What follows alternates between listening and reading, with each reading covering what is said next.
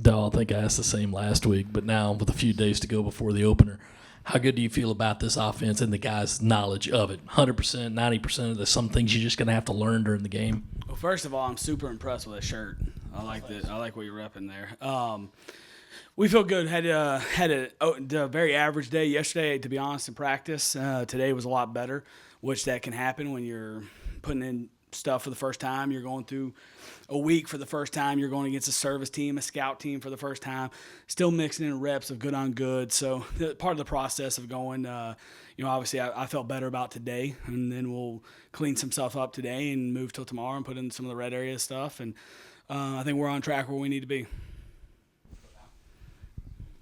I know this is obviously Shane's call when you get to a game day, but with fourth downs, have you talked about that? Is that something he'll tell you before series? Hey, have you got 4 plays to call? How is that going to work, you think? Yeah, we've worked those situations, even in scrimmages, the spring game, scrimmage in the spring. It's, the couple scrimmages we had now, just where, hey, you get to the 47-yard line, you got 2 downs. Hey, you got 2 downs this series. Obviously, it helps when knowing that before the series starts, so you can plan that way. It changes the way sometimes you call third down or even second down. Because then you can call third down like second down. So, I think being a head coach for this going on his 3rd year now, and he's got a good feel for those things, getting those things communicated to us. Dal, we were talking with Shane yesterday about some of the oars, especially at the tackle positions, and I'm not expecting you to tell us exactly what it'll look like, but How confident do you feel about your offensive line heading into week 1? There's still some question marks at a couple positions, and that's obviously one. We're working through some things, so some competition going on, and we're going to use the whole week to make sure that we make the right decision, the best decision for the football team.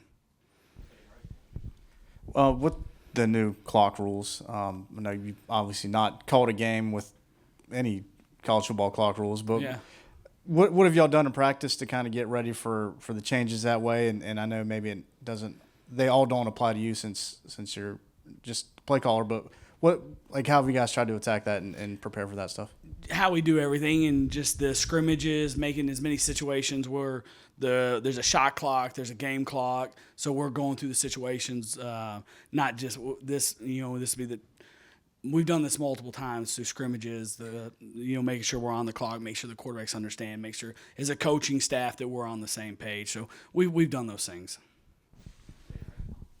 Dal, I'm not asking you to reveal state secrets, but when you're building out a script to start a game, what are some things that you try to build and look at when you're trying to build a script to see what the defense might defend you like? We like touchdown plays and no negative plays. No, there's a feeling out process that goes into that. It's a really good question. It's a very in-depth question that we can sit here and talk about for 45 minutes.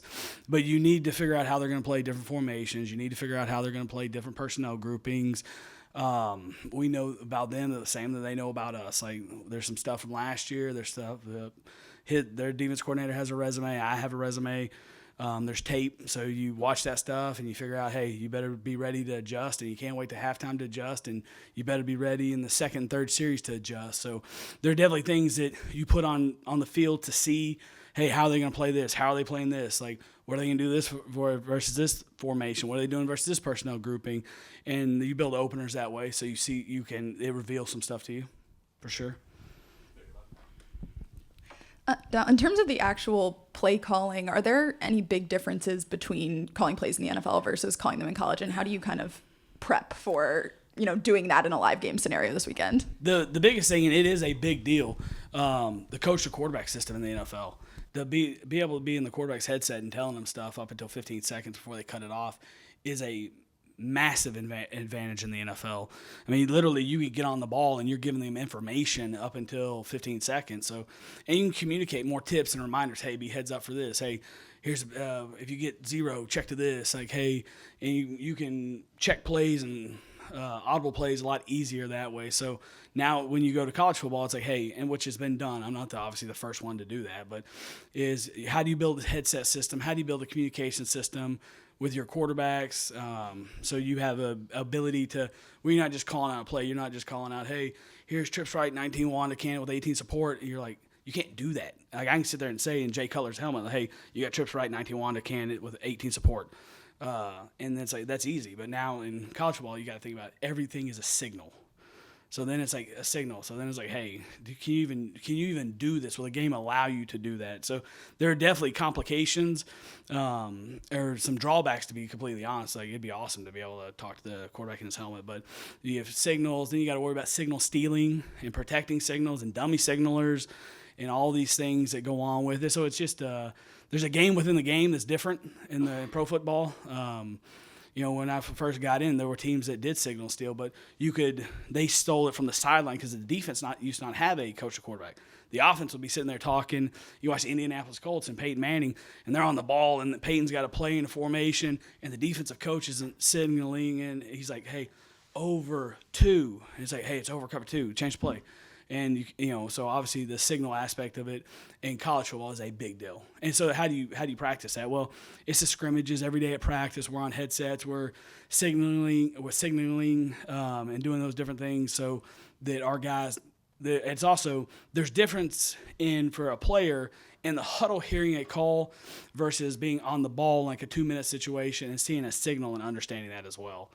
And then you got wristbands, and hey, so when you're huddling up, you can send, hey, Spencer, wristband 3, hey, flip 3, and like now he can call the play in the huddle to the guys.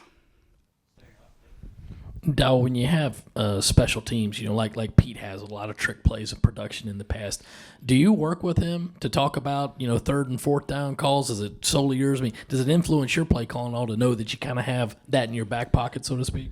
Most of the time during special teams, I'm with the quarterbacks to an individual, so I'm going to see the trick plays when you guys see them. And I'm excited to be part of that instead of being on the opposite sideline. So does that more goes into Coach Beamer keeping me posted in between the game or in between the series? Hey, we might do this. Hey, we might do this. Hey, have a 4th down call ready this next series. So it really is the head coach telling the special teams coach and myself what he wants. It didn't sound yesterday like Shane was particularly pleased with the intensity in practice. Just from your perspective today, how were the guys in terms of their intensity and tempo and so forth? Yeah, it was good. I mean, yesterday it wasn't our best practice. We'd been off for 4 days as well. Go through a mock game, and we really hadn't practiced since Thursday, and so just to get the effort and intensity back, I knew today would be a lot cleaner just because I knew the break of what it was. It wasn't going to be the crispest, sharpest practice we've had, and it wasn't. Much more pleased today. And hey, look, those guys felt it from the coaching staff, and they felt it from Coach Beamer that he wasn't happy, and we weren't happy as a staff, and our veteran players understood that and answered the bell today, and today was a lot better.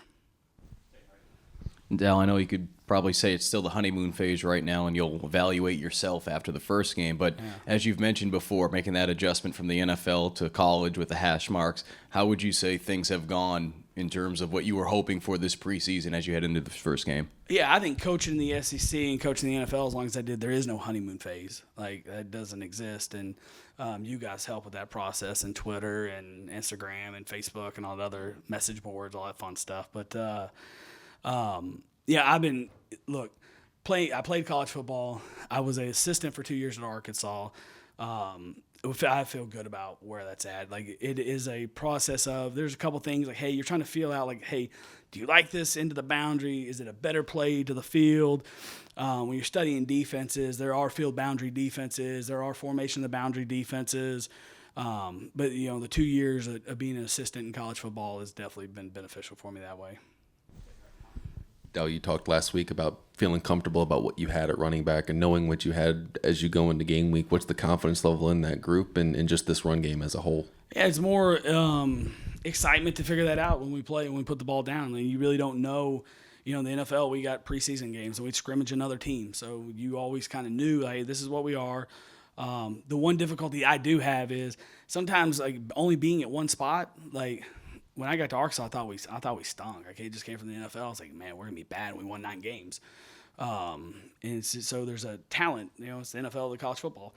I know that I'm excited to see how our guys perform when the spotlight's on. It's a game situation. We're playing against someone else. We're playing against a group that doesn't know everything we do. Obviously, you practice against these guys so much on our defense. Like, they know what formations we like. They know what tendencies we have. They know Spencer's cadences, and they get to hear play calls, and they're trying to hear everything in the huddle, like, hey, I think he said 19, like, trying to do all that stuff. So, I'm excited to see what it looks like on Saturday, and I'm optimistic about it. It'll be Clayton's job to game plan, but when you look at Drake May and you've worked in the NFL, is there anybody you can compare him to? Have you seen a quarterback kind of with the skill set like May specifically? From what it sounds like he's a lot like Luck. Like, he's an extremely intelligent guy, can extend plays. He's got great lineage and DNA as an athlete, and just the stories you hear about opportunities he had other places and the loyalty he displayed to his school to stay there. I think it talks about a lot about the kid and his makeup and who he is as a person, and they've definitely got a good quarterback. I would guess Spencer's probably at or near the top of the list of the things that make you optimistic about Saturday and how it'll look. But what are some of the things that give you reason for optimism? Well, it definitely 7. Just the ability he has, the talent he has, the work he's put into this. In this game can be very humbling, and there's really highs, and the highs are really high and the lows are really low. I just respect him so much for what he's gone through. And just like the prosperity and the adversity that he's dealt with in his career. And he's a kid that's worked really, really hard, and he's been at the top of the mountain, and he's also lost a starting job. And then got beat the way he did against Florida, and they come back and play the way they did the end of the season. So I think it reveals so much about his character, and who he is as a person, the kind of competitor and worker he is. So I'm really excited for this season for him. Like, when you look at it as a coach, you take yourself out of it. Like, and you start to like pull for these kids so hard. And what you want is like, my goal this year is to make sure Spencer Rattler has a really good season, because he deserves it. He's worked that hard. He's gone through prosperity. He's gone through adversity. I'm looking forward to season for that. Like, I want these guys to play really well around him, so he has the type of season he deserves. And that's really important. You talk about how do you get good quarterback play. Well, you get the other 10 guys around him to do their jobs well. And we're like every team, we're going to have weaknesses. Well, a lot of good teams, we have strengths, and we got to play to our strengths and eliminate our weaknesses. And they're going to try to expose our weaknesses, and we're going to try to expose their weaknesses and use our strengths. And I think we have a pretty good feel for what we have on our roster as far as talent goes, and looking forward to seeing what that looks like against another opponent. So why am I optimistic? Because we got 7 and 17 and some other really good players that I'm excited to see play finally, instead of just spring games and fall practices and spring practices. I know there's only so much you can glean from one game, but are there any specific things you're going to be looking for in terms of evaluating the success of the offense after the weekend? Yeah, I mean, obviously it's going to be points. It's points per possession. It is one game, so it's the biggest game of the year because it's this game. The next week it'll be that game. But you need to start the right way, and we need to start fast. Versus a really, really good opponent. That at one point last year, I think it was 9-1.